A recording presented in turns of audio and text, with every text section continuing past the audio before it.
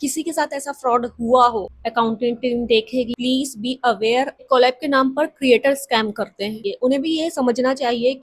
Guys, आज मैं एक ऐसे टॉपिक पर बात करना चाहती हूँ जो मुझे ऑनेस्टली लगता है कि हर क्रिएटर्स को पता होना चाहिए, स्पेशली वो जो अभी नया नया कंटेंट क्रिएटर स्टार्ट किए हैं, उनकी जर्नी अभी शुरू ही की है जिन्होंने।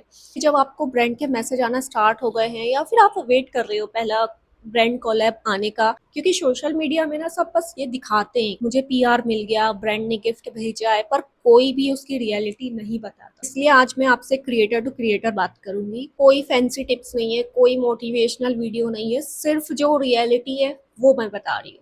जब मुझे स्टार्टिंग में ब्रांड्स के मैसेज आना स्टार्ट हुए थे ना, तो मैं बहुत ज़्यादा एक्साइटेड हो जाती थी, क्योंकि ऐसा लगता है ना कि आप कंटेंट बना रहे हो, इतने सारे वीडियो बना रहे हो, इंस्टा में डाल रहे हो और फाइनली कोई आपको नोटिस कर रहा है। और इसी एक्साइटमेंट में ना बहुत सारे क्रिएटर्स हर कोलैब को एक्सेप्ट कर लेते, और मैं भी कर लेती अगर मुझे शायद पहले ये चीजें पता नहीं होती। और पर्सनली ना मुझे बार्टर कोलैब से कोई इशू नहीं है, ठीक है। अगर आप न्यू है, ब्रांड जेन्युइन है और प्रोडक्ट यूजफुल है, तो देन ओके, कर लो।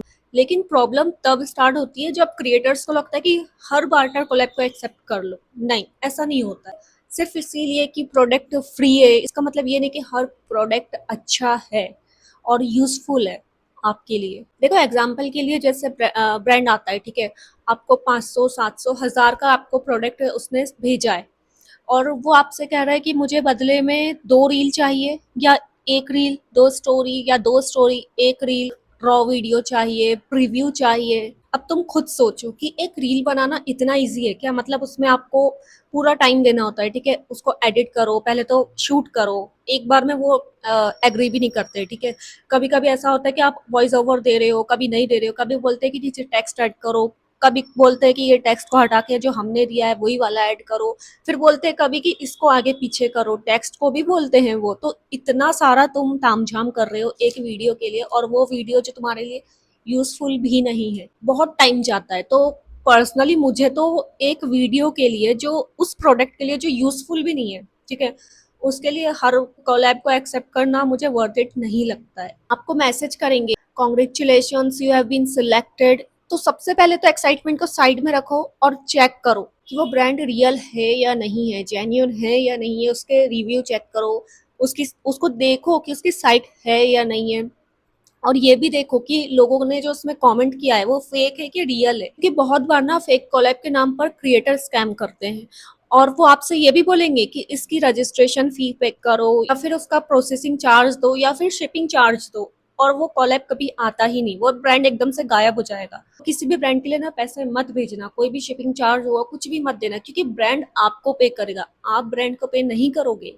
अब करते हैं पेड कोलैब की बात। तो देखो, बहुत सारे क्रिएटर्स को ऐसा लगता है कि हमने पेड कोलैब कर लिया है, अब जो पेमेंट है वो तुरंत मिल जाएगी, लेकिन ऐसा नहीं होता है। बहुत सारे जो ब्रांड होते हैं ना, वो 30 डेज पेमेंट साइकिल पर काम करते हैं, कुछ 45 डेज, कुछ 60 और कुछ तो 90 डेज पर करते हैं, और ये नॉर्मल है। लेकिन क्रिएटर्स को पता होना चाहिए, कोलैब एक्सेप्ट करने से पहले उसकी टाइमलाइन पता होनी चाहिए, आपको कब पेमेंट रिसीव्ड होने वाली है, क्योंकि कई बार वो लोग टाइम पर देते भी नहीं है। सपोज आपने वीडियो बना लिया, आपने अपलोड कर दिया, सब कुछ कर लिया, ठीक है, उसकी एडिटिंग से लेके सब कुछ, और पेमेंट आपको मिला ही नहीं। 1 वीक हो गए, 2 वीक हो गए, कभी कभी 1 महीना हो गया, नहीं मिल रहा है, आप वेट कर रहे हो, क्योंकि आपको पता ही नहीं है कि इसकी टाइमलाइन थी क्या। और आपको पता चल रहा है कि वो तो 60 डेज के बाद मिलेगा। इसलिए ये सब चीजें ना पहले ही पता कर लेना कि आप एग्जैक्ट किस डेट पर देने वाले हो या कितने दिन के बाद देने वाले हो, क्योंकि ऐसा होता है। मैंने एक पेड कोलैब की थी, तो उन्होंने मुझे 10 दिन की टाइमलाइन दी थी, लेकिन 10 दिन हो चुके थे और उन्होंने मेरा पेमेंट किया नहीं था। मैंने उनको मैसेज पे मैसेज कर रही थी, वो कोई रिप्लाई भी नहीं दे रहे थे। फिर मैंने उनको पूरा उनका जो चैट था उसका स्क्रीनशॉट ली, और वो ब्रांड को मैंने मेल करी उनका नाम के साथ, और उसके बाद मैंने वो स्क्रीनशॉट उन्हें भेजी कि आप मेरे पेमेंट दे नहीं रहे हो, मैं ब्रांड को मैंने आपका सब नाम नंबर सब सेंड कर दी हूँ। तो डर के मारे फिर उन्होंने मुझे तुरंत पे किया। ऐसा भी होता है, क्योंकि कुछ ब्रांड ना ऐसे होते हैं जो पेमेंट को डिले नहीं करते, वो देते ही नहीं है, पे ही नहीं करते। क्योंकि अनफॉर्चुनेटली ऐसा होता है, क्रिएटर अपना कंटेंट को अपलोड कर देता है और वो बोलते हैं कि फाइनेंशियल टीम देखेगी, अकाउंटिंग टीम देखेगी, लेकिन ऐसा होता नहीं है। 1 वीक हो जाता है, 2 वीक हो जाता है, 3 वीक हो जाता है, और आपका पेमेंट आपको मिलता ही नहीं। इसीलिए मैं आपको रिकमेंड करूंगी, अगर आप न्यू क्रिएटर हो तो कोई भी अननोन ब्रांड के कोलैब को एक्सेप्ट मत करना, पेड कोलैब को स्पेशली। पहले पूरा रिसर्च करो, उसका नाम, ब्रांड, उसने जिसके साथ काम किया है, आपके किसी फ्रेंड के साथ काम किया है, कोई क्रिएटर फ्रेंड होगा जिसने उस ब्रांड के साथ काम किया है, तो उससे एक्सपीरियंस लो। और एक और बात, मुझे ऐसा लगता है ना कि क्रिएटर्स को हर पेड कोलैब को एक्सेप्ट करने की भी नीड नहीं होती है। उन्हें भी ये समझना चाहिए कि वो प्रोडक्ट आपकी ऑडियंस से रिलेट कर भी रहा है या नहीं, क्योंकि लॉन्ग टर्म में ना ऑडियंस ट्रस्ट बहुत ज्यादा इंपॉर्टेंट होता है। एक बार ऑडियंस को लग गया ना कि आप सिर्फ पैसे के लिए कोई भी प्रोडक्ट को रिव्यू दे रहे हो, कोई भी प्रोडक्ट का कोलैब एक्सेप्ट कर रहे हो, तो फिर वहां से प्रॉब्लम स्टार्ट हो जाती है। तो अगर मुझसे तो कोई न्यू क्रिएटर पूछे ना कि कोलैब स्टार्ट करते वक्त क्या देखना चाहे, तो मैं तो सिंपल बोलूंगी, प्रोडक्ट जेन्युइन है या नहीं, प्रोडक्ट रेलिवेंट है या नहीं, और टाइमलाइन क्लियर है या नहीं, और ऑडियंस को वैल्यू मिलेगी भी या नहीं। बस मैं पर्सनली क्वालिटी कोलैब प्रेफर करूंगी इंस्टेड ऑफ क्वांटिटी। मुझे 20 रैंडम कोलैब नहीं चाहिए, मुझे 2 जेन्युइन कोलैब चाहिए। और मैं वही करती हूँ, मेरे पास बहुत सारे आते हैं पार्टनर कोलैब, मैं हर किसी को एक्सेप्ट नहीं करती हूँ।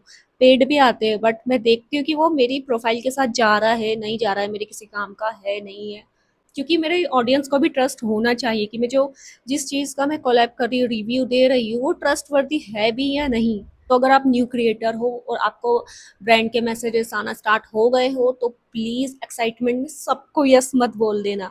रिसर्च करो, क्वेश्चंस पूछो, टर्म को समझो और अपनी वैल्यू को पहले समझो, क्योंकि कंटेंट बनाना इजी नहीं है और आपका टाइम वैल्यूएबल है। तो अगर आप मेरी बातों से रिलेट कर पा रहे हो या किसी के साथ ऐसा फ्रॉड हुआ हो, तो प्लीज बी अवेयर। और अगर मेरी वीडियो अच्छी लगी हो तो प्लीज लाइक, शेयर और सब्सक्राइब जरूर कर देना। ओके, मैं मिलती हूँ नेक्स्ट वीडियो में।